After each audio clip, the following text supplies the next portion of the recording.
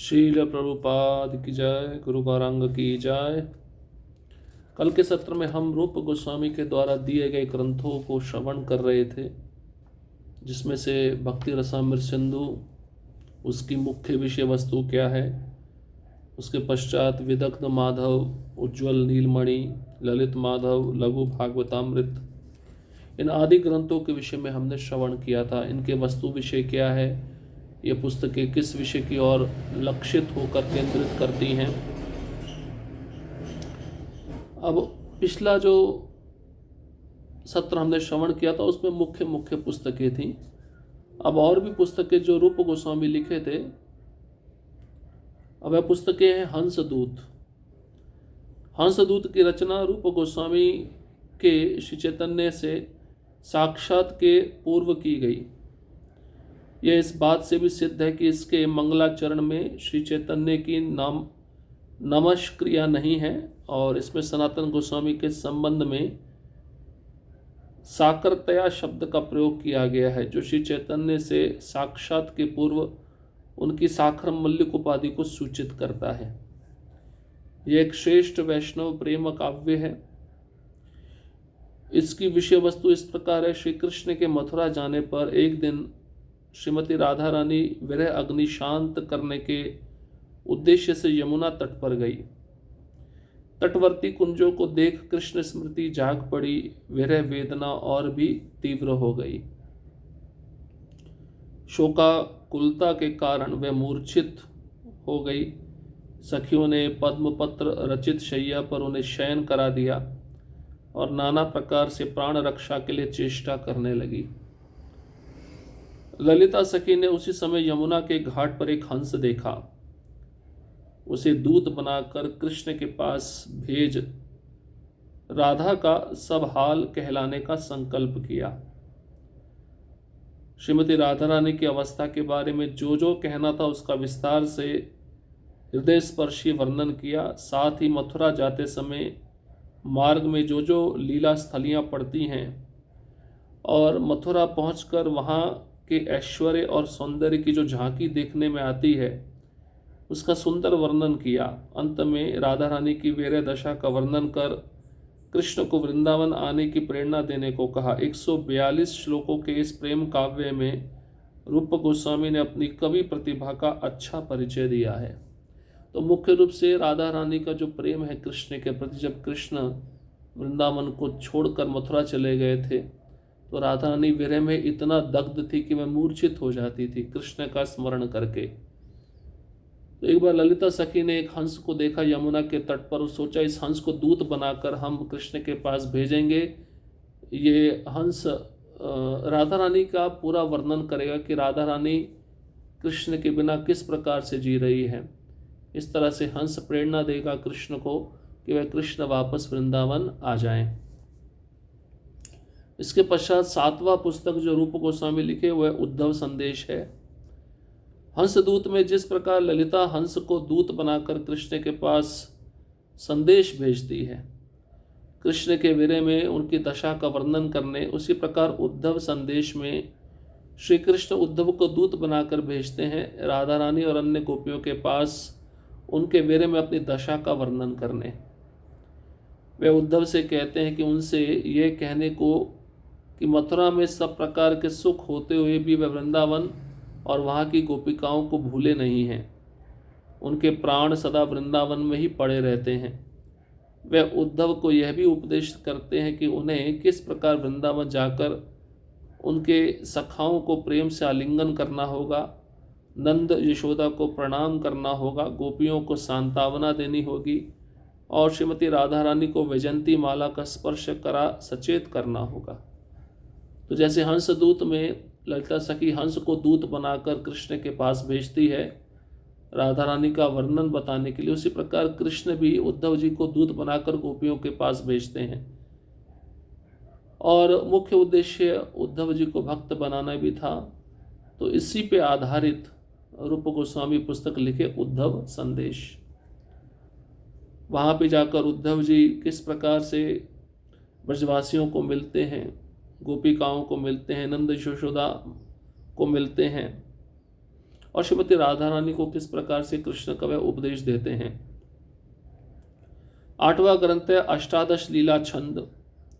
इसके अंतर्गत निम्नलिखित 18 स्तव हैं। पहला नंदोत्सवादिचरित, दूसरा शकट तृणावृत भंगादि, तीसरा यमला अर्जुन भजन, चौथा वृंदावन गोवत्स चरणादि लीला, 5वां वत्स हरणादि चरित, 6वां तालवन चरित, 7वां कालिय दमन, 8वां भांडीर क्रीडनादि, 9वां वर्षाशर द्विहार चरित, 10वां वस्त्रहरण, 11वां यज्ञ पत्नी प्रसाद, 12वां गोवर्धनोद्धरण, 13वां नंदापहरण, 14वां रास क्रीड़ा, 15वां सुदर्शनादि मोचनम शंखचूड़ निधनंच, 16वां गोपिका गीत, 17वां अरिष्टावदादि, 18वां रंग स्थल क्रीड़ा।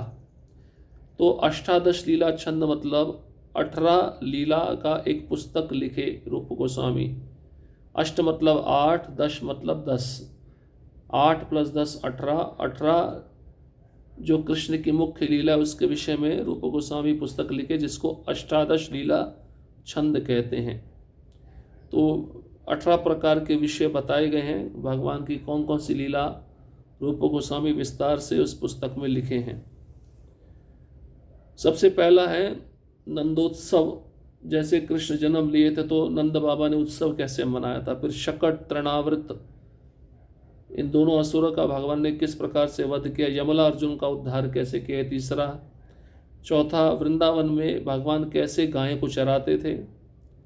5वां वत्स, जब बछड़ों को चुरा लिया असुर ने, उसकी विषय में कृष्ण ने उस असुर का वध कैसे किया। 6वां तालवन चरित, जिसमें धेनुकासुर का वध किया गया। 7वां कालिय का दमन।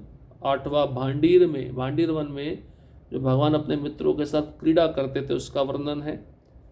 9वां वर्षाशरद विहार चरित, तो अलग अलग ऋतुएं आती है उसमें भगवान विहार करते हैं, उसके विषय में ये लीला है। 10वां गोपियों का वस्त्र हरण। 11वां यज्ञ पत्नियों को प्रसाद, जो यज्ञ पत्नियां जिन ब्राह्मणों के पास भगवान अपने मित्रों को भेजे और कहा कि भूख लग रही है कुछ खाने को दे दीजिए, उन ब्राह्मणों ने बिल्कुल भी कुछ सुना नहीं, लेकिन उनकी पत्नियों ने जो कुछ बनाया था सब कुछ कृष्ण और बलराम को अर्पण करने के लिए वह दौड़ पड़ी। तो उनको कृपा कैसे मिली उसके विषय में लीला है। गोवर्धनोद्धरण, तो गोवर्धन को उठाना वह लीला भी विषय वस्तु इस पुस्तक में है।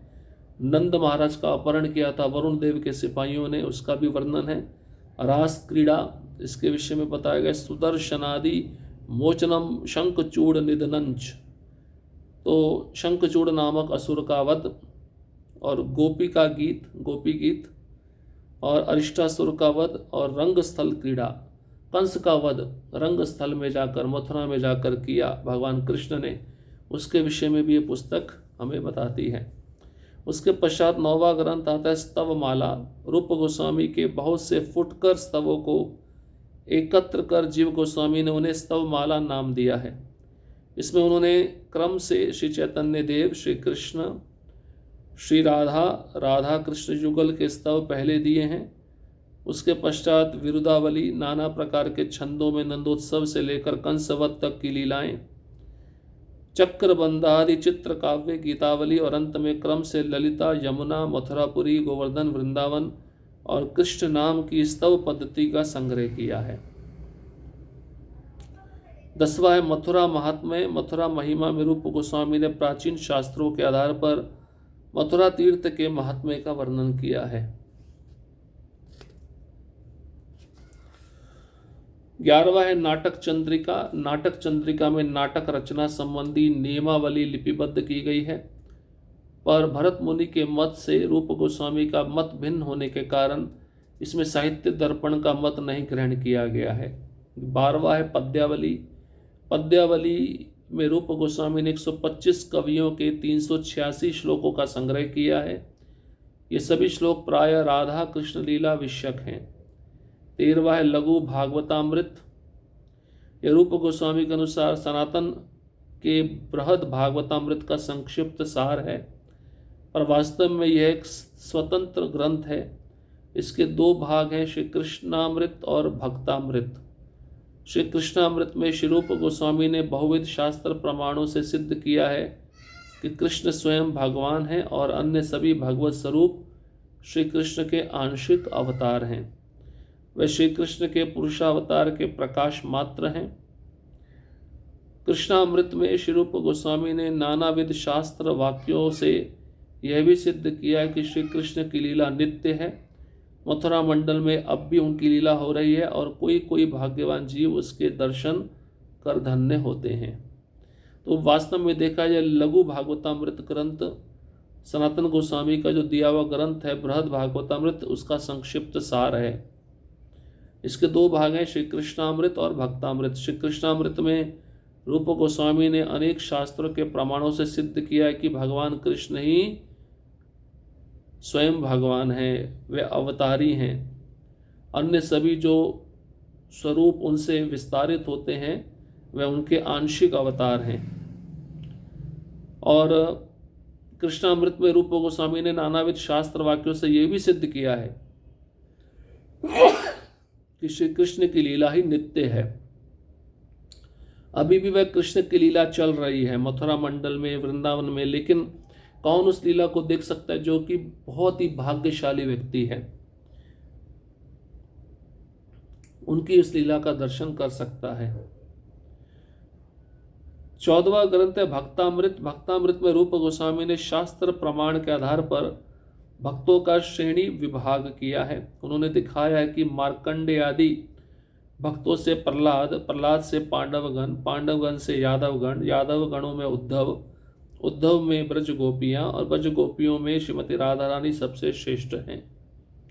इसमें उन्होंने महाभारत, पुराण, भागवत, तंत्र, गीता, वेदांत सूत्र आदि के उद्धरणों को कौशल पूर्वक सन्निवेश कर अपने भक्ति सिद्धांत का प्रतिपादन किया है। इसे विद्वानों ने भक्ति सिद्धांत शास्त्र का द्वार स्वरूप कहा है।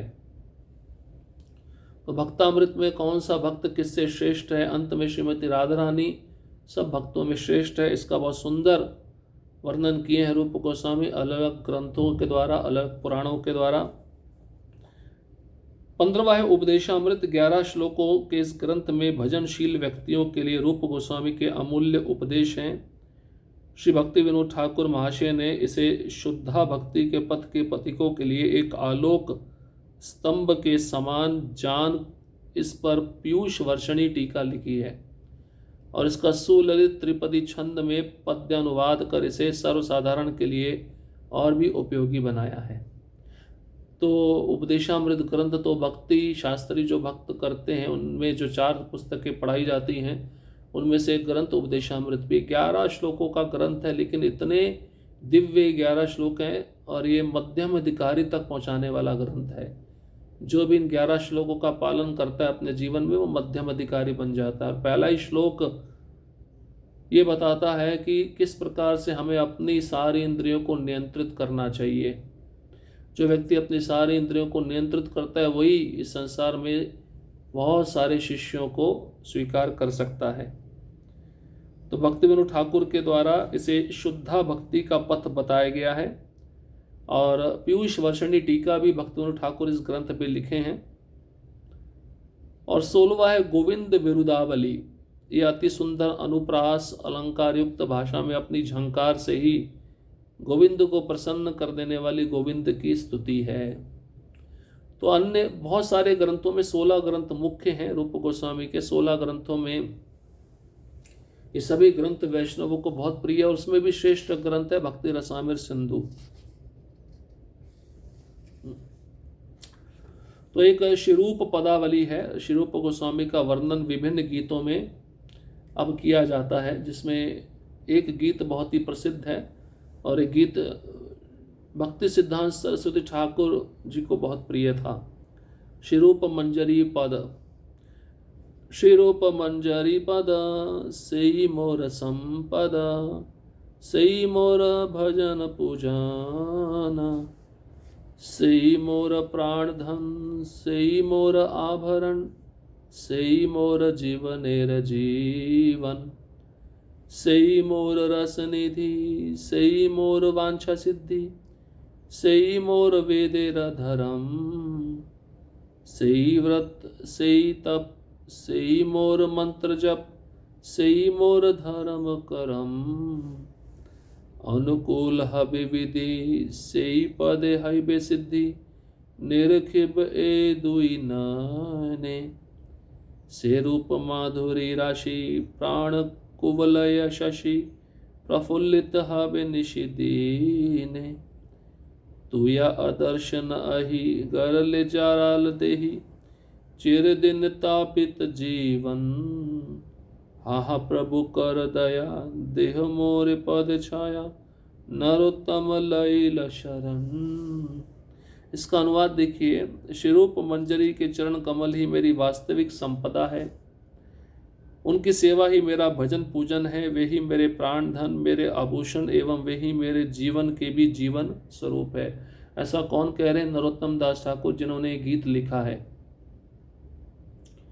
वे कहते हैं यही मेरी जीवन की संपदा है, मेरी जीवन की संपत्ति रूप मंजरी हैं, उनके चरण कमल हैं, उनका सेवा ही मेरा भजन और पूजन है, वे ही मेरे प्राण धन हैं, मेरे आभूषण हैं, मेरे जीवन के जीवन स्वरूप हैं, वे ही मेरे रसनिधि हैं तथा मेरी इच्छाओं की सिद्धि है, वे ही मेरे लिए वेदों के धर्म स्वरूप हैं, उनकी सेवा ही मेरे लिए व्रत मंत्र जप तथा धर्म कर्म है। मेरा सौभाग्य उदित होने पर उनके चरण कमलों में मेरी सिद्धि होगी तथा मैं अपने दोनों नेत्रों से उनका दर्शन करूंगा। उनकी रूप माधुरी का दर्शन कर जिस प्रकार चंद्रमा के उदित होते ही नील कमल प्रफुल्लित हो जाता, उसी प्रकार मैं भी दिन रात आनंदित होता रहूंगा। श्री नरोत्तम दास ठाकुर कहते हैं, श्री रूप गोस्वामी, आपके विरह रूपी सर्प के विष से मेरा शरीर जर्जरित हो रहा है, जिससे मेरे प्राण चिरकाल से व्याकुल हो रहे हैं। अतः कृपा करके आप मुझे अपनी चरण छाया में देखिए, रखिए, मैं आपकी शरण में आया हूँ। तो नरोत्तम दास ठाकुर कहते हैं, रूप गोस्वामी ही मेरे रसनिधि हैं, मेरी इच्छाओं की सिद्धि भी वही हैं, मेरे लिए वेदों के धर्म स्वरूप भी वे ही हैं, उनकी सेवा ही मेरा व्रत है, जप है, धर्म और कर्म है, और मेरा सौभाग्य उदित होगा तभी उनके चरण कमलों में मेरी सिद्धि होगी। मैं अपने दोनों नेत्रों से उनका दर्शन कब कर पाऊंगा? उनकी रूपा माधुरी का दर्शन कर जिस प्रकार चंद्रमा के उदित होते ही नीला कमल खिल जाता है, प्रफुल्लित हो जाता है, मैं भी दिन रात नीले कमल की भांति उनका रूप माधुरी का दर्शन करके आनंदित होता रहूंगा। और अंत में नरोत्तम दास ठाकुर कहते हैं, हे रूप गोस्वामी, आपके विरह से मेरा जो शरीर है जर्जरित हो रहा है, और इसकी उपमा देते हैं सर्प के विष से। जैसे कोई सांप किसी को डंश मार दे, वह विष जिस शरीर में जाएगा उस शरीर को खत्म करता रहेगा। ऐसे ही आपका दर्शन मुझे नहीं मिल रहा है, मेरा जीवन समाप्त हो रहा है, मेरे प्राण चिरकाल से व्याकुल हो रहे हैं आपका दर्शन ना पाने से। कृपया करके मुझे आप अपने चरणों की छाया में रखिए, मैं आपकी शरण में आया हूँ। इस प्रकार से ये बहुत सुंदर गीत है। ये गीत नरोत्तम दास ठाकुर रचना किए हैं। इस गीत को हमें भावार्थ के रूप में समझना चाहिए कि रूप गोस्वामी हमारे लिए क्या है, हमें किस प्रकार से रूप गोस्वामी का आश्रय लेना चाहिए। तो मुख्य रूप से रूप गोस्वामी का जो जीवन चरित्र है यहाँ पे हमने समाप्त किया है। अब अगले गोपाल भट्ट गोस्वामी, जिनके प्राणनाथ हैं राधा रमन जी, उन गोपाल भट्ट गोस्वामी जी के जीवन चरित्र को हम श्रवण करेंगे। किस प्रकार से चैतन्य महाप्रभु से उनका मिलन हुआ, किस प्रकार से वह वृंदावन आए, वृंदावन में आकर चैतन्य महाप्रभु की आज्ञा का पालन किस प्रकार करते थे, रूप गोस्वामी सनातन गोस्वामी के आश्रम में किस प्रकार रहते थे। अगले सत्र में हम उनका जीवन चरित्र श्रवण करेंगे। हरे कृष्णा कृष्ण कृष्णा हरे हरे, हरे राम राम राम हरे हरे। श्रील प्रभुपाद की जय, गुरु गौरांग की जय।